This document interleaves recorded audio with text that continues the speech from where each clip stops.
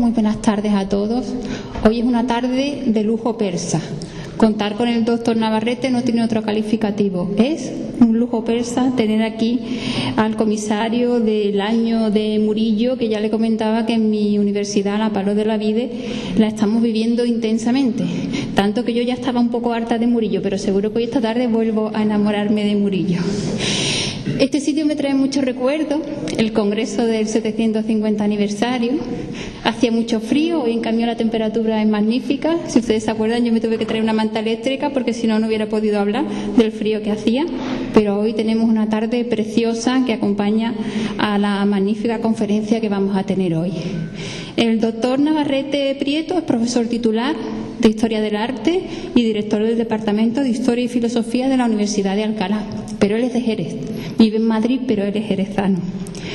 Ha sido director de Infraestructuras Culturales y Patrimonio del Instituto de la Cultura y las Artes del Ayuntamiento de Sevilla desde el año 2011 al 2015 y anteriormente fue asesor de la Fundación Focus Abengoa y creador del Centro de Investigación Diego Velázquez. Él defendió su tesis en el año 98 con el título La pintura andaluza del siglo XVII y sus fuentes grabadas. Me ha pedido que no lea todo su currículum, pero es extensísimo, con obras muy variadas sobre Zurbarán, sobre Murillo, sobre Luis Tristán, al que ha dedicado una monografía. Y entre sus últimos trabajos se encuentra su ensayo Murillo y las metáforas de la imagen, publicado por una editorial de prestigio, Cátedra, y la exposición Murillo y su estela en Sevilla, con motivo del centenario del artista por encargo del Ayuntamiento de Sevilla. También ha sido Upside, ¿esto cómo se lee en italiano o en alemán? Benito. Ha sido profesor invitado, lo mío es el inglés, no el alemán, en Florencia y profesor visitante de la Universidad Iberoamericana y de la UNAM de México. Como ven ustedes, no solo tiene un currículum que ha desarrollado a nivel nacional, sino que tiene una extraordinaria proyección internacional. Actualmente es investigador principal del proyecto de investigación Dibujo italiano y español del siglo XVI de la Biblioteca Nacional de España. Ya no me extiendo más, le cedo la palabra al doctor Navarrete Prieto, al que oiremos con todo deleite. Muchísimas gracias. Muchas gracias.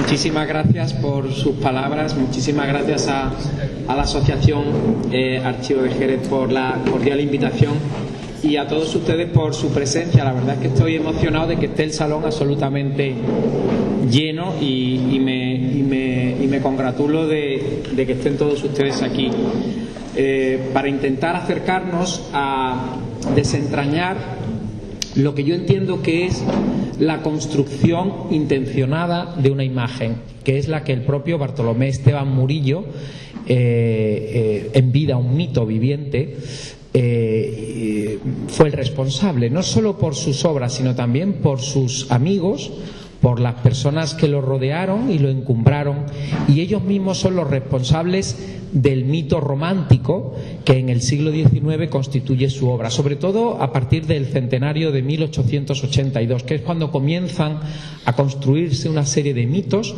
una serie de tópicos que parto de la base en el libro Murillo y las metáforas de la imagen, que es precisamente algo voluntario por parte del artista. El artista es el que, con su obra y con la capacidad que tiene su obra de transmitir, es el responsable de que se creen estos mitos. Él tiene fundamentalmente a dos personas que lo encumbran y que son al mismo tiempo coleccionistas de su obra.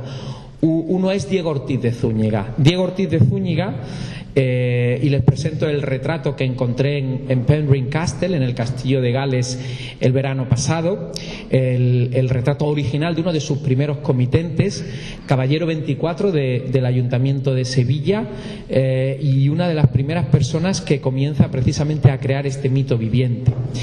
Él tiene además una enorme biblioteca, más de 1.306 volúmenes, que en su momento era una biblioteca muy importante, y coleccionaba algunas de las obras de Murillo que le comienzan a ser encargadas desde muy pronto. Este retrato que ven ustedes aquí, del que el Ayuntamiento de Sevilla conserva una copia, es precisamente el que se encontraba en ese inventario. Bueno, pues esta obra, que muy probablemente es pintada en 1653, es una obra en donde realmente este comitente noble, caballero de la Orden de Santiago, amigo de Murillo, se ve precisamente en ese fingimiento, del mismo modo que él se va a autorretratar. Luego el propio Murillo se va a autorretratar. Es muy importante la idea de la ilusión y el fingimiento óptico, algo que va a estar muy presente a lo largo de toda la obra de Murillo, precisamente por ese juego óptico que establece con el espectador. Bueno, pues Diego Ortiz de Zúñiga escribe los Anales Eclesiásticos de la ciudad de Sevilla en 1677, una obra muy importante para que comencemos a advertir lo que les decía anteriormente, la creación del mito y una serie de tópicos que se van a ir arrastrando. Por ejemplo, su capacidad de engañar a la vista, su capacidad además de hacerlo un pintor del cielo, es decir, la unión de Murillo con la religión, que es algo que ha ido unido a lo largo de toda su carrera, y como les digo es sobre todo el siglo XIX el que lo va a poner de relieve, va a estar muy presente en la obra de Diego Ortiz de Zúñiga, y en la de Fernando Torres Farfán también, en la festividad por la canonización de San Fernando en 1672, y en la de la iglesia de Santa María la Blanca. Por ejemplo, cuando se está diciendo que la Inmaculada había sido, de la sacristía de la Catedral de Sevilla, había sido pintada por ángeles. Esto es un tópico, el hecho de que la imagen sagrada haya sido pintada por manos no humanas, por manos angélicas, es un tópico que viene arrastrándose desde el mundo medieval, ¿no? Precisamente la Virgen de los Reyes, y Mesía de la Cerda lo acredita así, había sido también pintada por ángeles, o sea, había sido traída por ángeles. Esto es algo muy, muy interesante, porque de alguna forma nos está haciendo ver que las capacidades que tiene Murillo de llegar al espectador y las capacidades de su pintura lo convierten, como les decía anteriormente, en un mito viviente. Pero esto además, y fíjense el detalle en el rostro y las capacidades que tiene precisamente Murillo en el original que les decía que había encontrado en Pembroke Castle, de Diego Ortiz de Zúñiga, nos transmite unas capacidades para representar la realidad, que es precisamente lo que hacen que el artista demuestre unas capacidades que todos los coleccionistas y sobre todo la Iglesia, y ahora vamos a hablar mucho sobre la relación de Murillo y la Iglesia, quieran hacerlo su pintor. ¿Por qué? Porque era capaz de llegar. Y esto es una de las circunstancias que nos explican también su fama hasta hoy. Y vamos incluso a hablar más adelante de por qué Franco se obsesiona con la imagen de la Inmaculada Concepción, porque termina siendo un instrumento político, ¿no? ¿Por qué las obras de Murillo terminan siendo por la capacidad de comunicación que tienen, por la capacidad de llegar al espectador y al que las está viendo, ¿no? Bueno, pues esto es precisamente lo que también nos está transmitiendo Fernando de la Torre y Farfán, ¿no? Fernando de la Torre y Farfán, que es además el responsable de dejar por escrito esas festividades dedicadas a San Fernando, es en buena medida también el que empieza a lanzar una serie de tópicos que van a ser recogidos luego por Palomino. Palomino, en su Museo Pictórico y Escala Óptica, en el Parnaso, en la biografía, va a ser también uno de los responsables precisamente de que se recojan estos tópicos. La imagen de la catolicidad, ¿no? Es un pintor religioso, es un buen católico, pero también es un buen padre de familia. Es decir, si era un buen artista, debía de ser también un buen padre de familia. Bueno, pues esto es algo, y el carácter también desinteresado. Esto es algo que va a estar muy presente, tanto en los que están construyendo la imagen del artista, como en la que el romanticismo comienza a desarrollar. Bueno, esto es muy interesante, porque la unión de Murillo y la religión me ha hecho precisamente acercarme al artista de otra forma, ¿no? Es decir, había una voluntad de que fuera un hombre ejemplar, ¿no? Pero evidentemente el que fuera un artista virtuoso desde el punto de vista técnico no garantizaba ni que fuera buen católico ni que fuera buen padre de familia. Pero sin embargo estos tópicos se van a explotar, y se van a explotar interesadamente. Cuando en el libro Murillo y las metáforas de la imagen insisto mucho en el posicionamiento social que Murillo va a tener en la ciudad de Sevilla, es porque sabía muy bien manejarse por todos los sectores sociales. Bueno, pues todos los que hemos vivido en Sevilla y conocemos cómo está estructurada la sociedad, vertebrada fundamentalmente a través de hermandades. Esto ocurre ahora, pero también ocurría en el siglo XVII muchísimo más grandemente. Quien quería ascender socialmente ascendía precisamente gracias al posicionamiento que les ofrecían las hermandades. Bueno, él, por ejemplo, se encarga, lo digo para desmitificar la imagen de que era un hombre desprendido de alguna forma, ¿no? Porque, por ejemplo, se dedica a alquilar túnicas de sangre y de luz para el Jueves Santo a la Hermandad de la Veracruz, ¿no? O, por ejemplo, ingresa en la Hermandad de la Virgen del Rosario, y una de sus parcelas más importantes en sus primeros años es precisamente la devoción a la Virgen del Rosario, ¿no? Pero hay algo muchísimo más interesante, que es consecuencia precisamente de los trabajos que se han celebrado por el centenario, y que nos está describiendo en la imagen que él tiene de sí mismo, en su autorretrato, con la idea de esa ilusión y del fingimiento rompiendo el marco, lo que les decía anteriormente, su desprendimiento. Bueno, pues Pablo Ereza, en el corpus documental, uno de los documentos inéditos que se presentan en ese corpus, es que en 1655 está preso en la cárcel real de Sevilla, está preso por los maravedises que debe, y dice el documento textualmente: por estar el tal Bartolomé de Murillo muy pobre, está preso en las cárceles, pero estaba muy pobre porque todo su dinero lo tenía invertido en la carrera de Indias. Saben ustedes que la carrera de Indias eran los bonos del Estado de la época. O sea, Murillo financia la carrera de Indias, pero lo financia gracias a uno de los personajes claves en su vida, que va a ser Beitia Linaje. Beitia Linaje es el marido de su sobrina Tomasa, que es el que lo va a posicionar muy bien ante los franciscanos. Recibe muy probablemente el primer encargo del claustro chico gracias a Beitia Linaje, pero también, y esto es muy interesante, lo va a poner en relación con ricos comerciantes, y lo va a poner también en relación con todos estos nobles que estamos viendo, Diego Ortiz de Zúñiga, pero lo pone también en conexión con Miguel Mañara. Por tanto, y al mismo tiempo Murillo está haciendo padrinos de sus hijos a esos nobles. Por tanto, desde el principio hay un interés por parte de Murillo de posicionarse muy bien en la sociedad. Bueno, pues es precisamente esa imagen que él tiene de sí mismo, y es precisamente la que crea escuela, la que crea una forma de verse a sí mismo y de ver a los demás, que se pone de moda en la ciudad.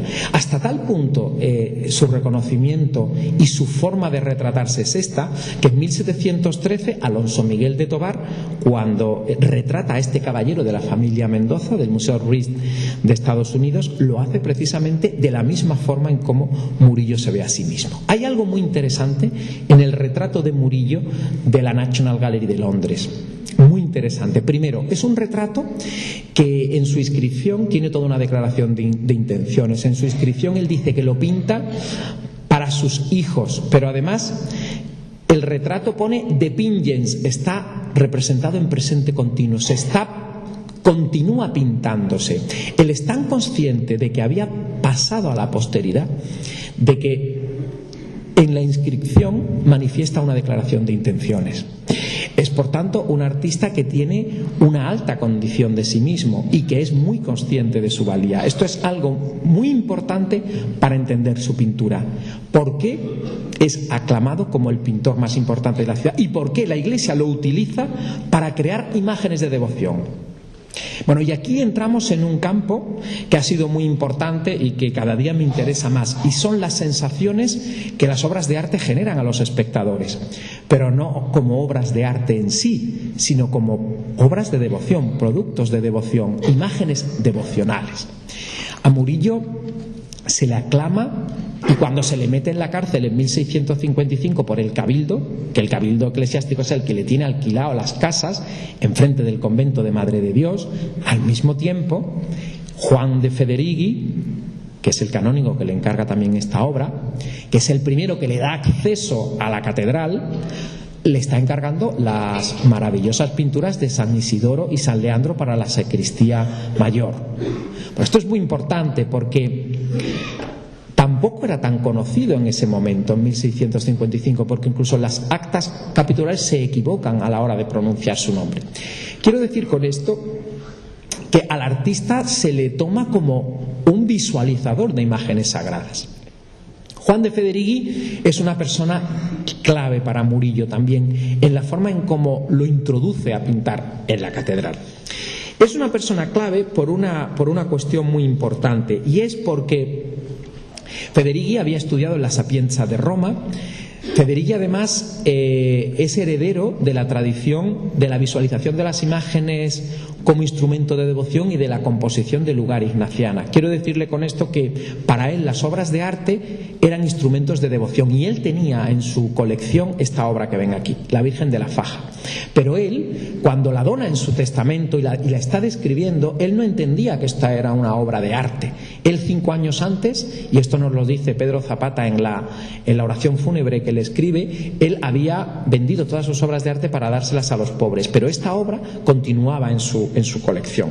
Pero él, esa obra precisamente la entiende y la ve como un objeto de devoción que transmite una imagen. Fíjense, en el inventario dice: y te mando al dicho don Luis Federighi, mi sobrino, que ajustar en mis prebendas una hechura de lienzo de Nuestra Señora fajando al niño Jesús, y le pido la tenga en mucha estimación, por ser de mi devoción y hechura de Bartolomé Murillo. Por tanto, él no se planteaba esta obra como una obra de arte, y cuando se desprende de todas sus posesiones para darlas a los pobres, él tiene delante de sí esta pintura, quiere mantenerla y quiere legarla a su sobrino.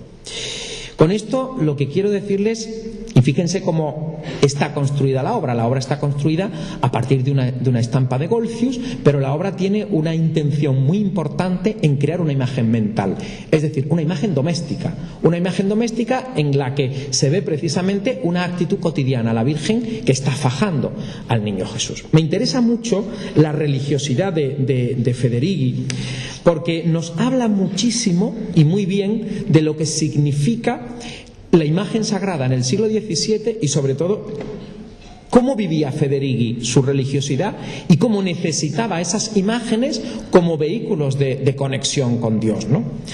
Federighi al final de su vida se queda ciego, y precisamente cuando está describiendo delante de un crucificado, él tenía 2 crucificados, nos dice Zapata, uno de Martínez Montañés y da la atribución, y otro de pintura del que no da la atribución, pero es probable que fuera de Murillo. Pero ese crucificado de pintura sobre madera estaba borrado todo el cuerpo de Cristo, borrado, solo le quedaban al crucificado los brazos. Bueno, Zapata en la oración fúnebre de Federighi, cuando ya se había quedado ciego, nos está transmitiendo precisamente esa devoción. Dice: su único alivio en este estado era una imagen de Cristo crucificado, que de pintura estaba en una cruz.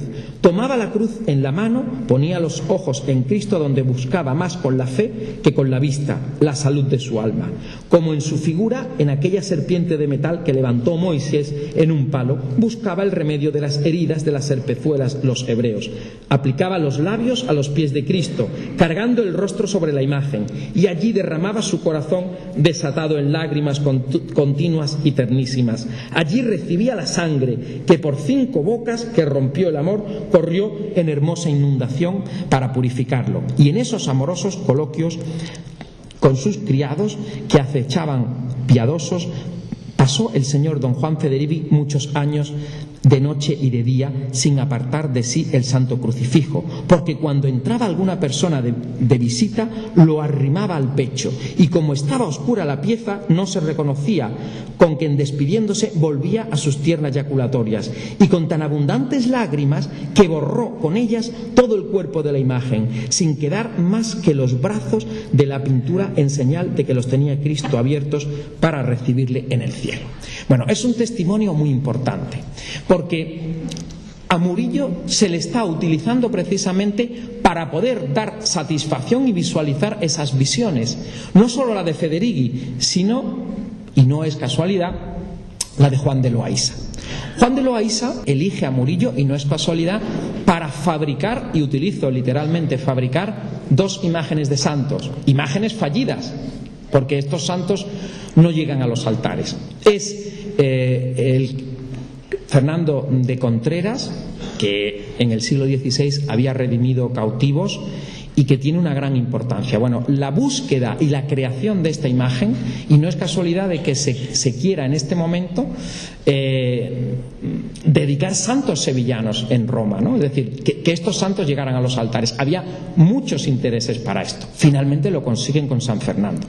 Pero fíjense que para las dos imágenes, para la del padre Contreras y para el de la Beata Dorotea, eligen a Murillo como creador de estas imágenes sagradas.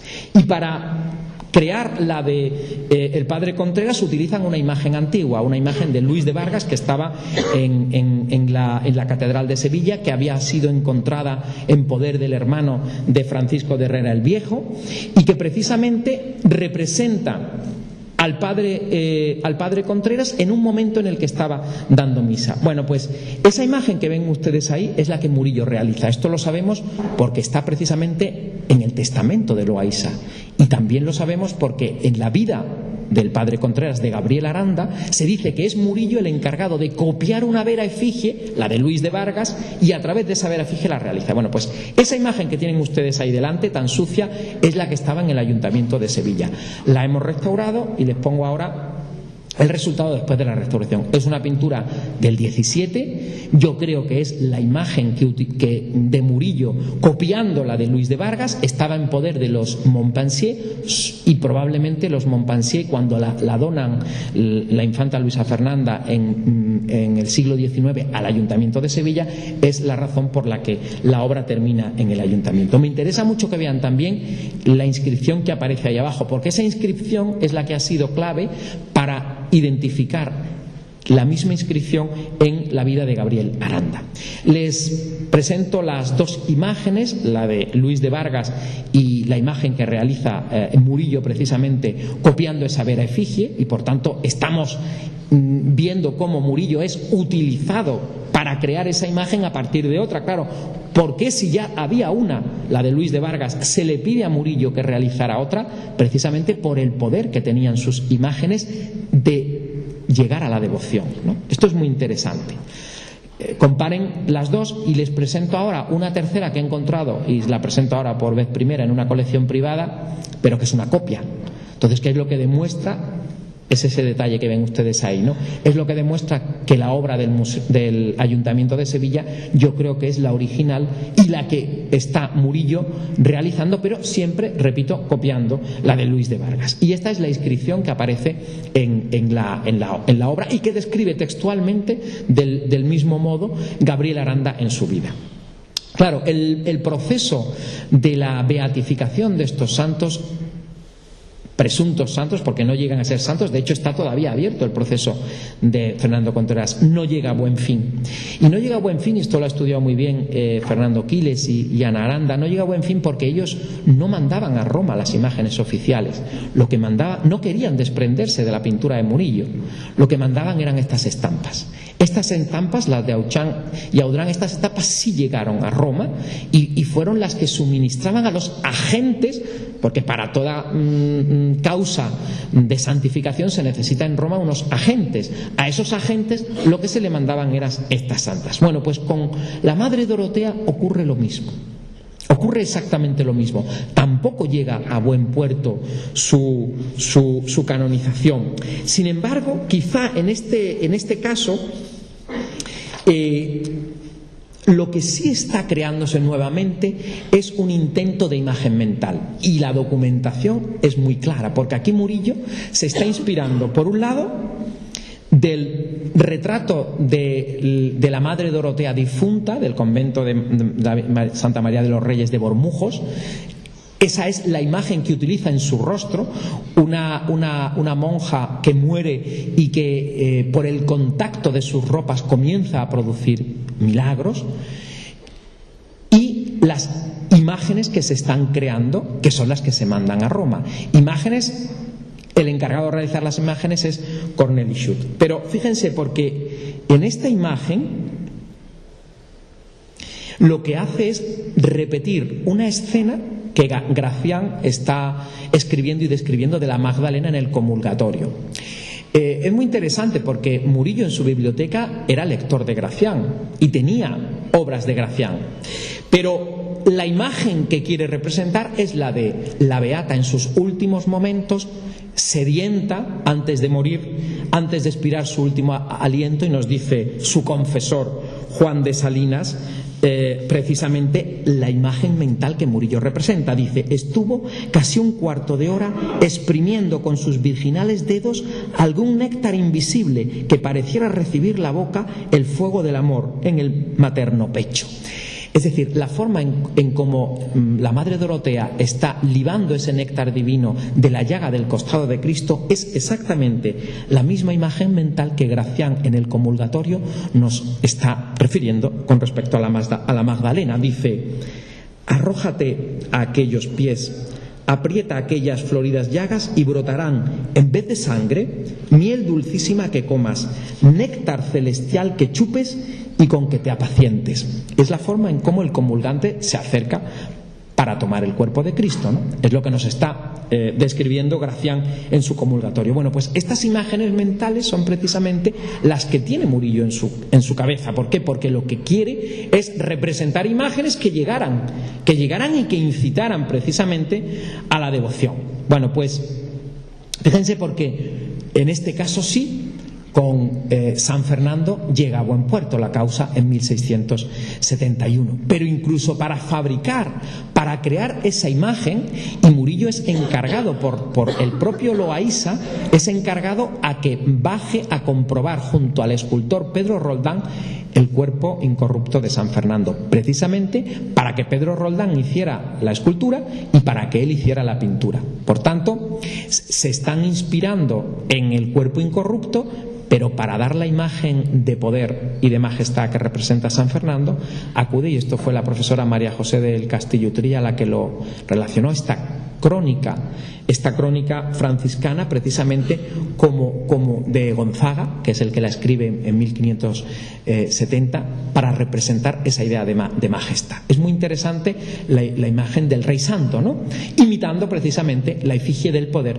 que representa Carlomagno. Y es muy interesante porque precisamente va a ser la imagen oficial que va a pasar luego, posteriormente, al famoso libro de Torre Farfán y a las estampas que, según el dibujo de Murillo, se estén realizando. Bueno, pues lo mismo va a ocurrir con otro tercer comitente y también una persona clave en la vida de Murillo, que es el arzobispo Ambrosio Ignacio Spínola. Spínola también tiene una necesidad de tener imágenes para poder rezar y llorar ante ellas, es decir, como vehículos de transmisión. Nuevamente la imagen se convierte en un vehículo, ¿no? Bueno, pues Murillo es el elegido para representar estas obras. Es muy interesante, y yo creo que nos lo deberíamos de presentar, porque es Murillo y no es otro artista. Es que Murillo logra eliminar a la competencia. Zurbarán termina yéndose a Madrid, por tanto él y Murillo no tiene ningún interés en marcharse de Sevilla, porque tiene una red clientelar y de comitentes que lo hacen imprescindible, y además está ganando dinero. Bueno, pues ahora les presento esta imagen que ha sido restaurada en la Walker Art Gallery. Les presento también la imagen después de la restauración. Es la imagen que tenía de la Virgen con el Niño en su oratorio el cardenal Spínola en el Palacio Arzobispal de Sevilla. Esa imagen no es más que la actualización de una imagen anterior, pero de una imagen anterior, por un lado, de la Virgen de la Antigua y por otro lado de la Virgen de la Estrella. Por eso les pongo la Virgen de la Estrella de Nicolás de León, porque lo que está realizando Murillo de una forma interesada es precisamente la actualización de ese culto, ¿no? Felipe Pereda tiene en su libro Imágenes de la Discordia un capítulo muy interesante precisamente a la actualización de esas imágenes. Por tanto, aquí Murillo estaba funcionando de alguna forma como un pintor anacrónico, ¿no?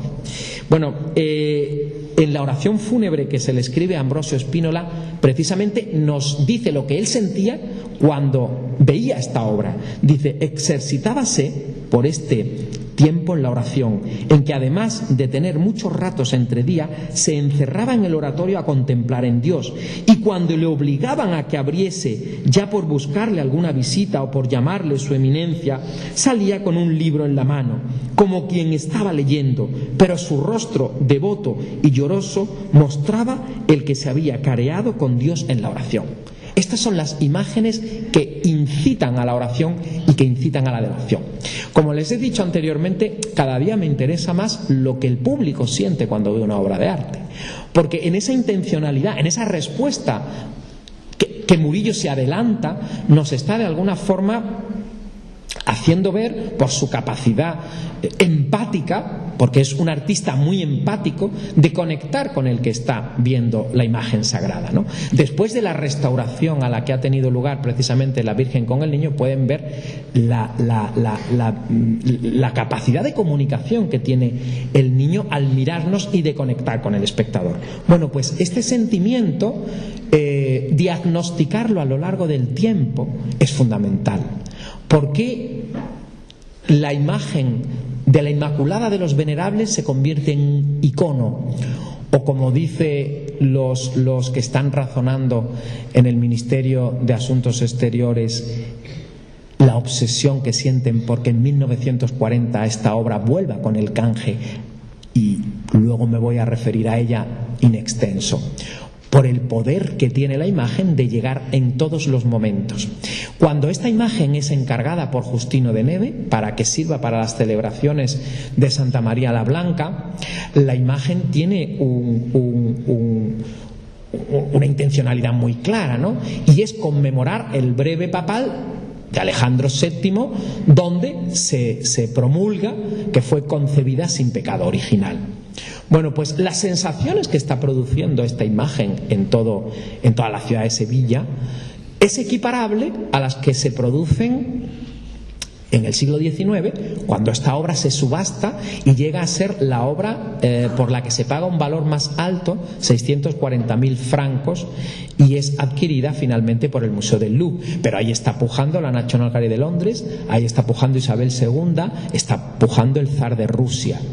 Y lo que más me ha interesado precisamente para describir esas metáforas de la imagen, ese poder de la imagen, esa capacidad de comunicación, es lo que dice un periodista americano, que da en la clave de lo que yo les voy ahora a referir, del sentimiento que produce la obra. Y no estamos hablando ahora de religión ni de catolicidad, estamos hablando del poder que tienen sus imágenes, que es precisamente ese poder que tienen sus imágenes, lo que a Franco le subyugaría precisamente. Dicen en 1852, la crítica de este periodista americano dice: no es el hecho histórico que el cuadro conmemora lo que excita este maravilloso interés. La mayoría de los competidores son los pujadores, los que están pujando. La mayoría de los competidores lo rechazan, probablemente como una fábula, ni siquiera se fijan en la religión, ¿no? No es el sentimiento religioso con el que brilla el lienzo lo que atrae con tanta fuerza, sino el poder de la mente humana, la capacidad misteriosa y mágica del genio, para acabar con unos pocos puñados de tierras pulverizadas esparcidas sobre un pedazo de tela, con hermosos y sublimes pensamientos, como el aliento de Dios que inspira el barro del primer hombre en vida y dignidad, que a pesar del escepticismo racionalista o del desprecio infiel, ordena en torno a la antigua pintura católica el homenaje de los tiempos.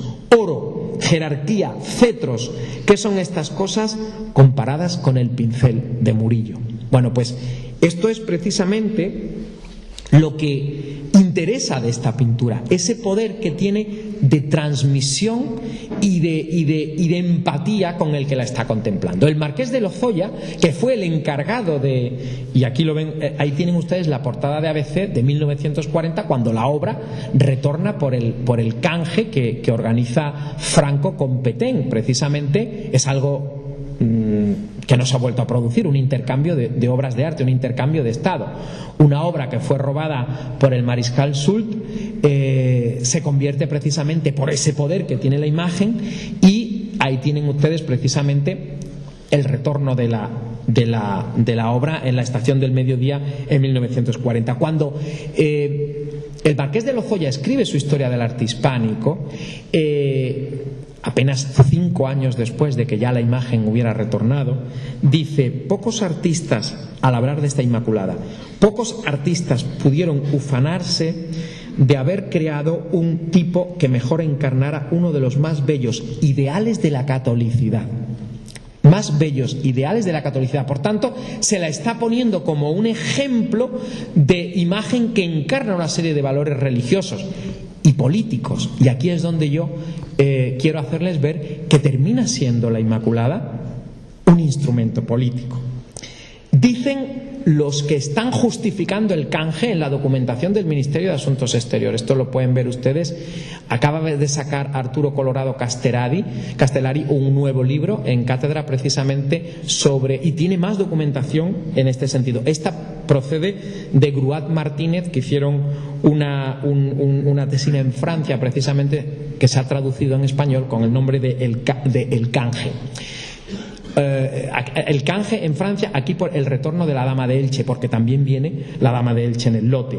Y de la Inmaculada dicen los que están justificando que vengan desde el Ministerio de Asuntos Exteriores de España, y sobre todo son los asesores del ministro de Educación Nacional, José Ibáñez Martínez, que era también miembro de Acción Católica, hay también que decirlo. Dicen: la imagen más perfecta de la patrona de España. Es una demostración evidente de nuestra gran riqueza pasada. Significa una reliquia esencialmente española, reliquia. Documentos de valor para el conocimiento de nuestro desarrollo artístico por una parte y por otra de nuestra historia. Y deben volver a España para conseguir la reintegración de lo que es racialmente español. Se está justificando el canje en términos identitarios, de raza. Es alucinante, pero claro, hay que entender que en este momento estaba el nazismo en Alemania. Son los términos en los que se justifica por el valor de la raza la imagen de la Inmaculada Concepción, identificando lo católico con lo hispánico. Por tanto, es el nacionalcatolicismo en su plena vigencia. Pero me interesa también, en ese poder que tienen sus imágenes, es muy interesante ver cómo precisamente es el dictador Franco y todo lo que significa la argumentación lo que nos enseña a entender a Murillo, a entender el poder de sus imágenes, que siguen ejerciendo influencia en el espacio y en el tiempo. Lo mismo ha ocurrido con la Virgen de la Servilleta. La Virgen de la Servilleta es portadora de una leyenda. Es muy interesante esto. En sí misma, la forma en cómo ella está dispuesta y la forma en cómo, desde el siglo XIX, por el famoso manuscrito de los capuchinos, sabemos que es una leyenda creada, pero una leyenda creada en el propio manuscrito, donde se dice que como Murillo se queda sin lienzos, pues su asistente le da una servilleta para que le pinte la imagen de la Virgen con el niño, precisamente por la devoción que siente hacia ella. Bueno, esto es muy interesante porque cuando la obra ha sido restaurada, hace escasamente unos meses para la exposición de los capuchinos, se ha revelado precisamente que la Virgen con el niño está en una ventana. Está en una ventana. Y, lógicamente, no es una servilleta, es simplemente un tafetán. Pero fíjense, como en el siglo XIX, la imagen que se quiere transmitir de ella en los Annals of the Artists of Spain de Stirling Maswell es precisamente la imagen de una Vera Efigie, es decir, la imagen de una Verónica. Es nuevamente la leyenda la que puede y la que hace que Stirling Maswell en su libro quiera representar precisamente la Virgen realmente como un icono. Bueno, es muy interesante porque la instrumentalización que hay precisamente de la imagen a lo largo de, por ejemplo, en el siglo XVIII, en el grabado de Ballester, o incluso en las primeras fotografías que se realizan a la obra en la imagen de Logan, como ven ustedes ahí, lo que nos están retransmitiendo es el peso de la leyenda. Ese flu que aparece, que no tiene nada que ver consigo, porque ahora cuando se ha restaurado, y ahora lo vamos a ver, es dibujo y además es escultural, en su carácter escultural, en su potencia, pero además está íntimamente relacionada con la Virgen con el Niño de la Galería Pitti, y ha sido construida a partir de una estampa, como ven, de Marcantonio Raimondi. Pero fíjense que incluso la Roldana, cuando está realizando su Virgen con el Niño, representa, muy probablemente porque parte de la imagen de Murillo, la obra de esta forma. Fíjense si comparamos la Virgen del Pitti con la obra de Murillo después de la limpieza. Fíjense cómo es escultural y sobre todo juega nuevamente con el fingimiento, la idea de que el niño se va a salir de la ventana, pero es una ventana. Bueno, para intentar acercarme a entender lo que significa la obra de Murillo, ha sido muy importante la lectura del libro de Víctor Stoiquita, Cómo saborear un cuadro, porque es verdad que la obra profana de Murillo está construida de la misma forma que su obra religiosa. Esta obra, la Virgen con el Niño, está construida de la misma forma en como él construye las gallegas, las dos mujeres amancebadas que están en una ventana. Hay una intención de mostrar, y fíjense aquí en el grabado de Ballester, que es el mismo grabador del siglo XVIII, de mostrar esa idea del marco, la separación de la otra frontera estética del espectador, para entender precisamente el sentido total de la obra. Pero, ¿qué es lo que nos está diciendo esto? Pues nos está diciendo que a la hora de restaurar también hay prejuicios. Y es que los restauradores, porque esta obra ha sido restaurada durante muchísimas veces, los restauradores que han querido intervenir sobre esta obra estaban mediatizados por la leyenda de la servilleta y del y de la vaporosidad. Fíjense en la comparación del antes y después de la restauración. Y lo numerosos que son las obras románticas, en este caso es de un pintor romántico inglés, que nos está retransmitiendo la leyenda precisamente de la Virgen de la Servilleta, representada de esta forma, Murillo enseñándosela precisamente a los capuchinos. Bien, ¿cómo construye Murillo sus obras? Bueno, pues es muy importante advertir que Ribera es uno de los ingredientes fundamentales. Esta Virgen con el Niño del Museo de Filadelfia, de Ribera, es clave para entender que este modelo le sirvió a él para crear su estereotipo de la Virgen de Belén. Compárenla con la Virgen de Rafael y fíjense, porque en este ecceomo ha aparecido, después de la radiografía que le hemos realizado al ecceomo, ha aparecido precisamente detrás del ecceomo la imagen de la Virgen con el Niño de Filadelfia. ¿Lo ven? ¿Qué es lo que significa esto? Pues que Murillo tenía ese modelo de Ribera y es el que utiliza. Pero es que en el Hospital de la Caridad, Murillo termina donando al hospital esta Virgen con el Niño, que es precisamente el modelo que él tenía en su taller y que le servía precisamente para construir sus obras. Obras que, como ven, han creado toda una... a partir de ese dibujo que se realizó probablemente después de crear la pintura. Es un caso muy concreto de dibujo realizado copiando precisamente los modelos, pero es que en la Catedral de México hay otra obra que representa el mismo modelo y nos está advirtiendo precisamente cómo ese poder de sus imágenes crean estereotipos, y son estas las obras que, como vírgenes de Belén, aparecen en los inventarios. Ahora, por ejemplo, se va a subastar en Sevilla una obra que es una copia del siglo XVIII, no es un original, es una copia precisamente por la fortuna que tienen estos modelos. Estas son las dos únicas originales, una que estuvo en un museo americano y ahora está en una colección privada de Estados Unidos, y la del Sagrario de la Catedral de México, que es la que tienen ustedes al otro lado. Y aquí tienen una que perteneció precisamente al Marqués de Almodóvar y que no ha aparecido todavía. El día que aparezca, pues evidentemente por la calidad de la misma nos daremos idea de si fue la primera versión de la obra.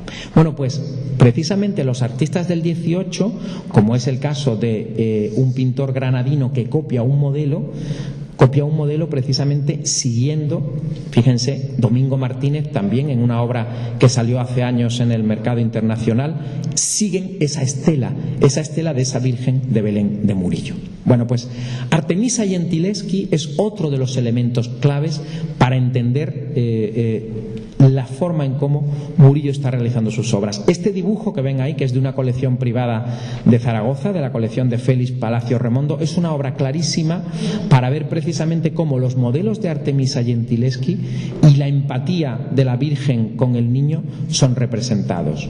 Y esta otra obra inédita de colección privada de Madrid, que lo que nos representa es precisamente la relación con Bácaro. Y esto sí demuestra que Murillo ha estado en Madrid y que ha estado estudiando las colecciones reales para ver precisamente cómo el color, fíjense, es algo clave. Es decir, la forma en cómo Murillo va utilizando el color ha salido totalmente de la pintura de Bácaro, ¿no? Y fíjense, si no, como en la obra del Metropolitan Museum de Nueva York, lo que se nos representa es precisamente ese mismo poder, esa misma capacidad persuasiva que aparece entre el niño, la relación entre el niño y la madre, como un elemento sacado literalmente de la pintura italiana.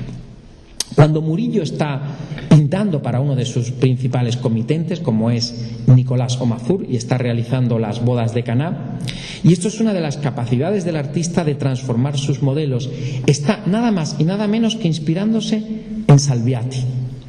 Es la misma temática, es la misma escena. Él necesita precisamente para las bodas de Caná utilizar precisamente este modelo, pero evidentemente lo transforma en esa gran capacidad de movimiento, de figuras, de color, de gestos, pero partiendo de esa imagen. Y algo muy singular es lo que nos presenta esta obra, que es precisamente lo que demuestra la unión de su pintura profana y de su pintura religiosa. Es un grabado de Bosterman sobre composición de Rubens de las Tres Marías en el sepulcro.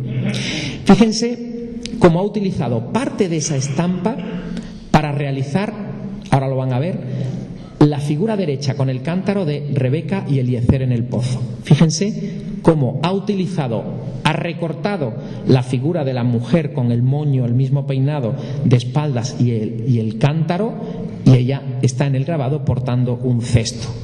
Pero fíjense cómo ha utilizado el mismo grabado, seguimos con la misma estampa, pero en otra parte, en otra composición, y fíjense cómo aquí ha invertido la figura de Cristo para la figura de Cristo en el cuadro de la National Gallery de Londres de la curación del paralítico, perteneciente a las obras de caridad. Pero mucho más interesante es esto, y es que otro fragmento de esa estampa, y es precisamente la de la mujer que está levantándose la toca, le sirve nada más y nada menos que para la escena de la mujer que está galanteando con otro muchacho, que son dos pinturas, y también para el detalle de la anciana que aparece en las 4 figuras del Museo Forward. ¿Qué quiero decir con esto? Que Murillo está transformando sus fuentes, utilizando precisamente para crear un lenguaje propio. Esto no es que copie, no, yo creo que no copia. Lo que hace es precisamente transformar elementos para crear pinturas que sean altamente deseables. Este es uno de los secretos de Murillo, la capacidad que tiene de crear y de conectar con el espectador, creando productos que sean absolutamente empáticos, ¿no? Bien, cuando Ceán Bermúdez dijo que para el buen pastor se inspira, y fue Ceán Bermúdez quien lo dijo, en el Cupido de Stefano de la Bella, evidentemente nos estaba dando una clave, y es que fíjense cómo el dibujo preparatorio del Museo del Prado lo que hace es de alguna forma transformar ese Cupido. Si estudiamos todo ese proceso preparatorio entre la obra final del Museo del Prado, el dibujo y el Cupido, nos damos cuenta precisamente que él necesita partir de un elemento donde la estética es afín, y entramos ya en este concepto de la gracia, de la dulzura y de una serie de elementos que son consustanciales con Murillo, pero que no se entenderían precisamente sin esos aportes italianos. Y esto fue Juan Miguel Serrera quien lo demostró, es decir, la relación que hay entre Stefano de la Bella y alguna de sus temáticas y las obras de Murillo. Por tanto, con ello, de alguna forma nos estamos dando cuenta que es un artista que necesita el grabado para configurar sus obras y que necesita el dibujo. Y esto es con lo que voy a terminar mi conferencia. El dibujo, y Manuela Mena acaba de publicar un catálogo razonado de los dibujos de Murillo. El dibujo en Murillo es un elemento fundamental como herramienta docente, pero no tenemos que olvidar que Murillo crea en Sevilla la primera academia de pintura, y el dibujo era una parte muy importante en esa academia, en la Casa Lonja. Esto que ven ustedes aquí es un caso muy concreto también del uso del dibujo, pero por parte del artista, pero después, es decir, son dibujos realizados por el propio Murillo a partir de sus obras, es decir, no es el dibujo como un elemento preparatorio, sino el dibujo como testimonio de sus pinturas, como es la Sanguina de Hamburgo en relación a la obra del Museo de Arte Antiga de Lisboa. Pero ¿ven lo que hay abajo? Bueno, pues lo que hay abajo es un falso Murillo. Un falso Murillo que le regaló Isabel II al Papa Pío IX. Pero es que 10 años antes le había regalado al rey Luis de Portugal el cuadro de arriba, que estaba en el Museo de Arte Antiga de Lisboa. ¿Por qué Isabel II quiere quedar bien con el rey Luis de Portugal y engaña al Papa? En 1940 se restauró el cuadro que ven ustedes abajo y se descubrió que era un falso, pero un falso con intención de engañar.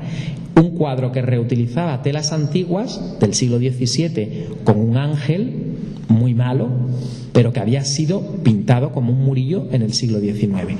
Por tanto, había una clara intencionalidad. Y lo tienen clarísimamente en la radiografía. Esa es la radiografía del cuadro del Museo de Arte Antiga de Lisboa. Lo que demuestra esa radiografía es que el dibujo que ven ustedes arriba es posterior a la pintura. Es decir, es un dibujo autógrafo de Murillo, pero un dibujo de recordatorio. Este es el dibujo probablemente que realiza antes. Este es el dibujo que realiza antes. Bueno, termino con lo que significa los álbumes de Murillo. Bueno, los álbumes de Murillo, el álbum 2, álbum 3 de Murillo, bajo mi punto de vista son obras, ha sido Manuela Mena quien los ha estudiado, los ha reconstruido. El álbum 1 es el único autógrafo de Murillo, el álbum 2 y el álbum 3 son clarísimamente obras de los discípulos, precisamente para recordar los modelos del maestro, como un elemento docente que se utiliza en la academia que funda Murillo. Esto es muy interesante porque, de alguna forma, Murillo es un artista que comienza a ser imitado y copiado desde su propia vida. Es decir, sus imitadores y sus discípulos muchas veces realizaban estos dibujos, pero estos dibujos han pasado a ser por originales del maestro, y esto es un problema enorme, porque muchos de los dibujos que pasan por ser originales son realmente obra de sus discípulos. Bueno, este es un caso muy concreto. Este es el que ven ustedes a la izquierda, es precisamente el dibujo del álbum 1 de Murillo, y el que ven a la derecha es la pintura que el propietario no deja que se reproduzca en color. Está actualmente en el Museo de Oxford del Buen Pastor. Este es un caso muy concreto de dibujo preparatorio. Pero lo que ven ustedes ahora aquí es el caso de el original y una copia realizada por los propios discípulos, muy probablemente como ese material docente. Bueno, pues este es otro caso muy concreto, el caso de un original y de una copia. Yo creo que lo ven ustedes clarísimamente. La copia fiel, esto está en el Museo de Norfolk en Virginia, la copia fiel de la pintura. Esto es después de Murillo, es decir, es un artista que en la propia academia está copiando y está imitando los modelos famosos del artista. Además es curioso porque siempre ocurre esto con obras que son muy conocidas, obras que de alguna forma han sido... Bueno, este es el proceso preparatorio de Murillo de la Virgen con el Niño del Museo de Norfolk de Virginia, y el grabado de donde procede. Fíjense lo que realizan un discípulo suyo. Es el mismo modelo, pero con esa intención. Si se dan cuenta, está firmado, pero esa firma que ven ustedes ahí es una firma falsa. Es una firma falsa. Desde el mismo siglo XVII se comienzan a copiar, a seriar sus modelos. ¿Por qué? Porque Murillo había terminado siendo en un elemento rentable desde el punto de vista artístico, político y económico. Muchas gracias.